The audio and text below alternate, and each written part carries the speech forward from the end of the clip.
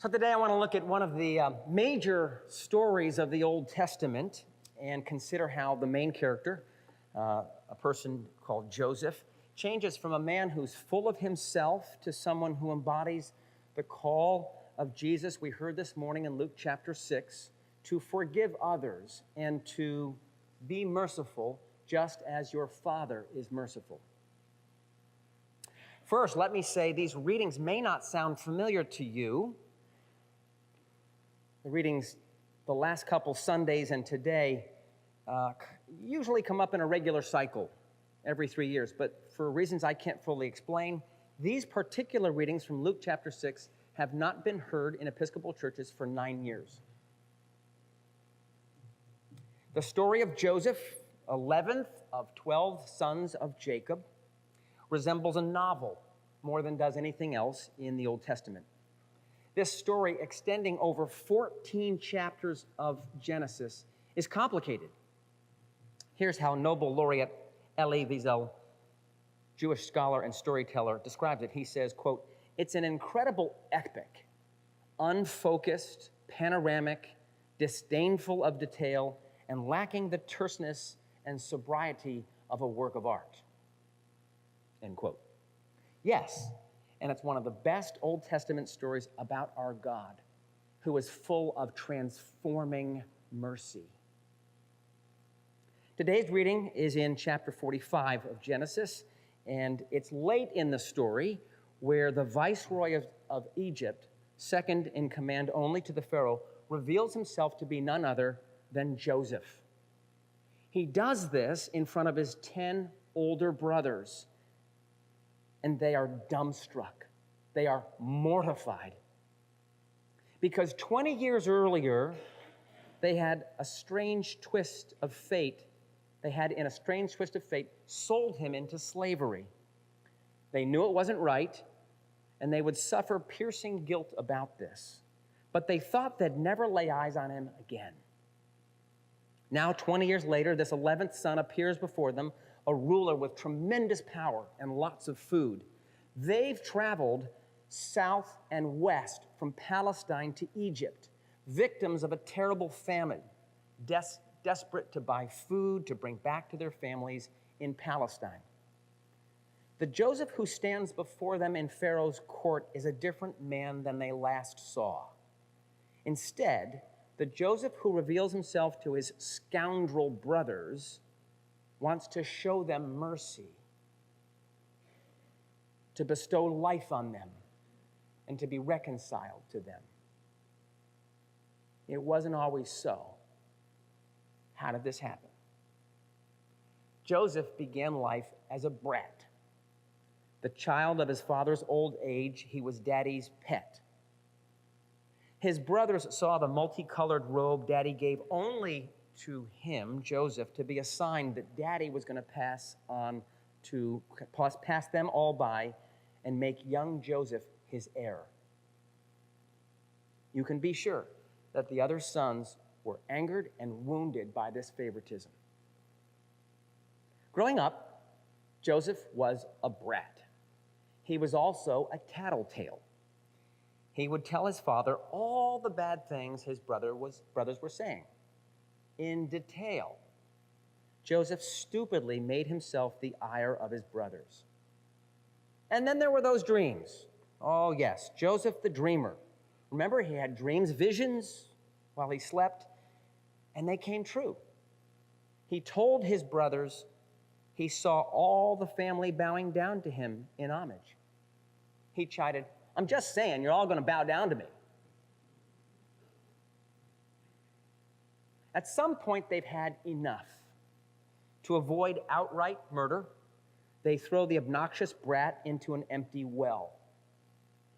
They take and tear that fancy coat of many colors, mess it up with animal blood, and tell their father Jacob that wild beasts tore apart his favorite son. And Daddy Jacob almost dies from sorrow. Joseph, meanwhile, is pulled out of that well, either by the brothers or, we can't tell from the story, by traveling merchants who saw an opportunity to sell him into slavery. This in itself is a sentence of death because slaves put on building projects in Egypt don't last long. And even while they live, they wish to die. That's what happens to Joseph on the outside. Life becomes hard. Abandoned in an empty well. Sold into slavery to a foreign people. Just imagine what's going on the inside. There in the solitude of that deep pit, sure to die. There, bound in slavery, wishing to die. The coddled Joseph suffers. And here's what we know about suffering. It can bring the sufferer to new awareness of God. Slowly and painfully on the inside, the obnoxious and immature young man dies. In his place appears a different Joseph who can love his enemies and do good to those who hate him and be kind to the wicked and ungrateful. Once he arrives in Egypt, something unforeseen happens. The sovereign hand of God moves, and Joseph doesn't end up, as expected, as a quarry slave. Instead, in a peculiar kind of mercy, he's sold to an army officer and begins the far better life of a household servant. And he fulfills his duties so well in that time that his master Potiphar gives him responsibility for the entire household. What a break! Not so fast. His troubles aren't over. You see, he's an attractive man, and his master's wife inside the house keeps trying to seduce him, and he keeps rejecting her advances. A lesser man might have given in, but the new Joseph feels an obligation to the master. He's been shown mercy and entrusted with great responsibility and refuses to betray that trust. But the master's wife, feeling frustrated and rejected, insists that Joseph tried to rape her and accuses him. Slaves have no recourse, and he finds himself in a prison cell. Now, when his brothers threw him into that empty well, Joseph was indeed an arrogant person, but now he's blameless.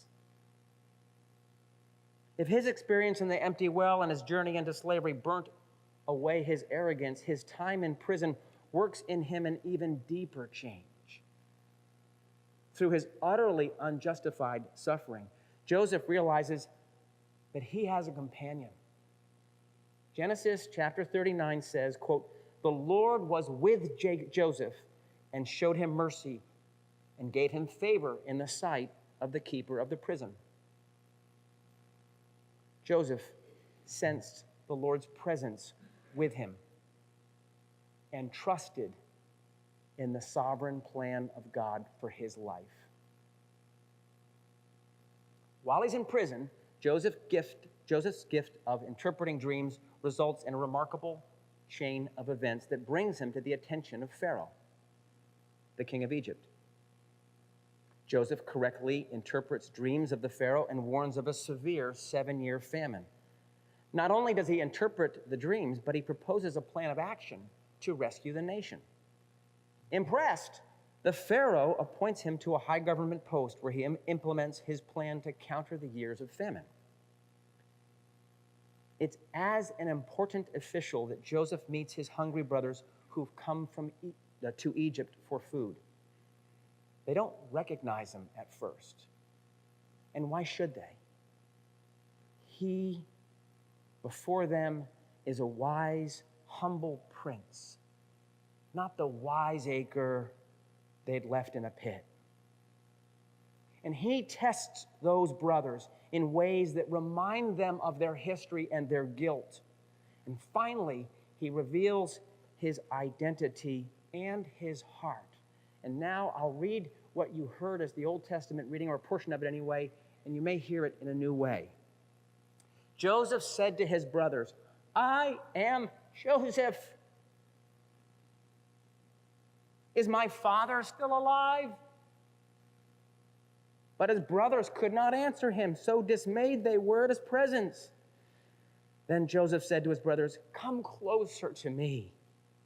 And they came closer. He said, "I'm your brother, Joseph, whom you sold into Egypt. And now, don't be distressed or angry with yourselves because you sold me here. For God sent me before you to preserve life.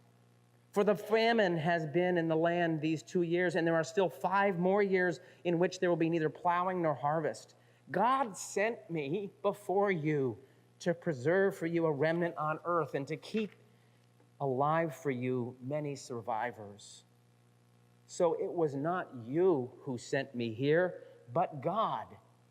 He has made me a father to Pharaoh and lord of all his house and ruler over all the land of Egypt. Hurry up, go to my father and say to him, 'Thus says your son Joseph, God has made me lord of all Egypt. Come down to me and do not delay. You shall settle in the land of Goshen.' Then he kissed all his brothers and wept upon them, and after that his brothers talked with him." Joseph suffers, sometimes for a reason, sometimes for no discernible reason, just as you and I suffer. He doesn't allow his suffering to crush him or to make him hateful. Instead, he gains something from it. Like us, Joseph has no choice as to whether or not he suffers. But like us, he has a choice as to whether this suffering diminishes him, cripples him, or transforms him. According to Elie Wiesel, there are many stories about Jacob that add to what we have in the Bible. One of them takes place when he and his brothers return home from their father's funeral. On the way back, Joseph makes a detour and stops at that empty well which once held him captive. For a long time, he stands at the well's edge and looks down into the darkness. His brothers assume that he's doing this to remind them of how they once mistreated him. But that's not the reason. He stares into the well, the place where his transformation began, and saw all that God had done, using everything in his past. He stands there for a while to give thanks to God.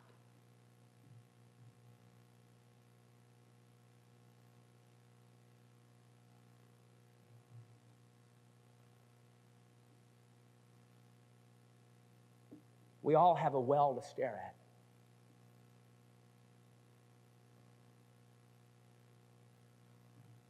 We have choices around that.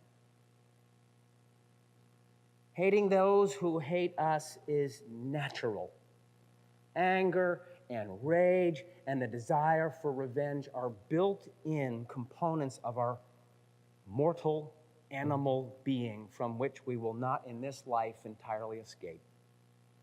But that's the whole point of today's gospel, to call us higher, to reflect more completely the image of God we bear, to be the cutting edge of a new breed of humanity. My favorite scholar is modern scholar is N.T. Wright, and here's what he has to say about this passage from Luke. Quote, "The kingdom that Jesus preached and lived was all about a glorious, uproarious, absurd generosity. Think of the best thing you can do for the worst person and go ahead and do it. Think of what you'd really like someone to do for you and do it for them. Think of the people to whom you're tempted to be nasty and lavish generously on them instead." These instructions of Jesus have a fresh spring-like quality. They are all about new life bursting out energetically, like flowers growing through concrete and startling everyone with their color and vigor. End quote. God will use anything to make us like himself, to make us more merciful. And blessed are they who grow in mercy, for they shall be shown mercy.